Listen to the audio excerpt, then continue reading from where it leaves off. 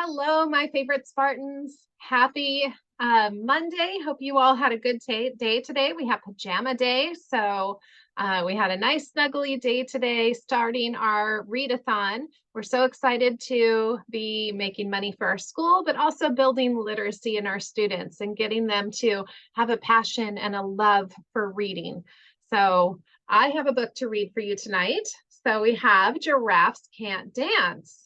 One of my favorite animals is a giraffe. I feel very connected with them with my height. And I've got a little giraffe friend here too. So he's going to be reading with us tonight. So we'll keep him. He's going to be right here on my lap. So we have Giraffes Can't Dance by Giles Andre and then illustrated by Guy Parker Rees. So let's go ahead and find out what happens when giraffes can't dance.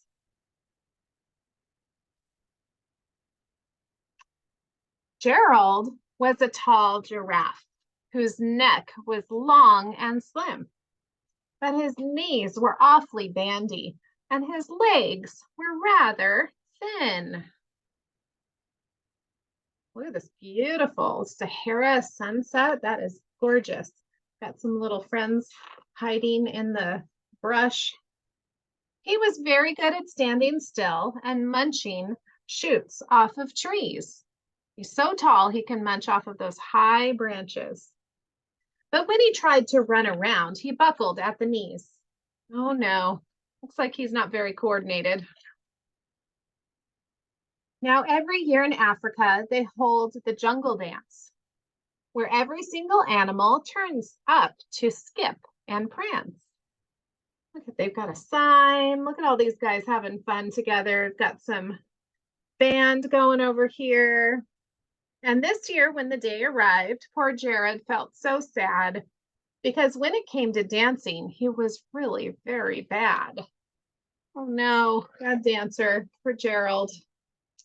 The warthogs started waltzing and the rhinos rocked and rolled. The lions danced a tango, which was elegant and bold. Look at this. Wow, who knew lions were such good dancers? The chimps all did a cha-cha with a very Latin feel, and 8 baboons then teamed up for a splendid Scottish reel.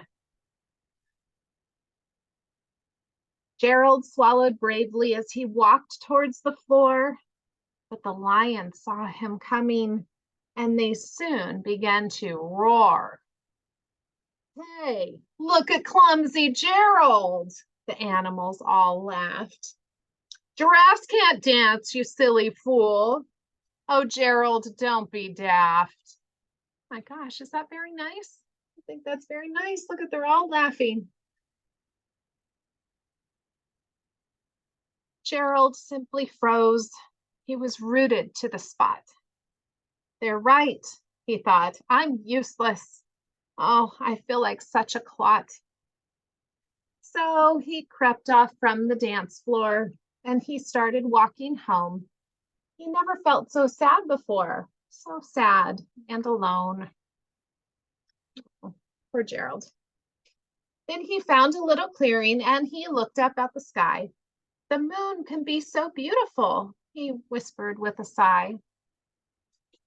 Excuse me, coughed a cricket, who'd seen Gerald earlier on. But sometimes when you're different, you just need a different song. See that little cricket there on the leaf? I think he's going to inspire Gerald. Let's see what happens. Listen to the swaying grass and listen to the trees. To me, the sweetest music is those branches in the breeze. So imagine that a lovely moon is playing just for you. Everything makes music if you really want it to. Wow, this is a pretty wise cricket.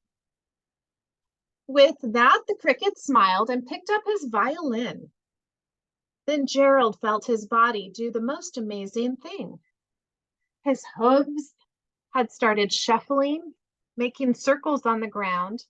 His neck was gently swaying, and his tail was swishing around. Look at his tail. Swish, swish, swish. Looks like he's starting to move. He threw his arms out sideways and he swung them everywhere. Then he did a backward somersault and leapt up in the air. Gerald felt so wonderful. His mouth was open wide. I'm dancing. Yes, I'm dancing. I am dancing, Gerald cried. How happy he is. Sweet Gerald. Then one by one, each animal who'd been there at the dance arrived while Gerald boogied on and watched him quite entranced. They shouted, "It's a miracle! We must be in a dream. Gerald's the best dancer that we have ever seen." How is it that you dance like that? Please, Gerald, tell us how.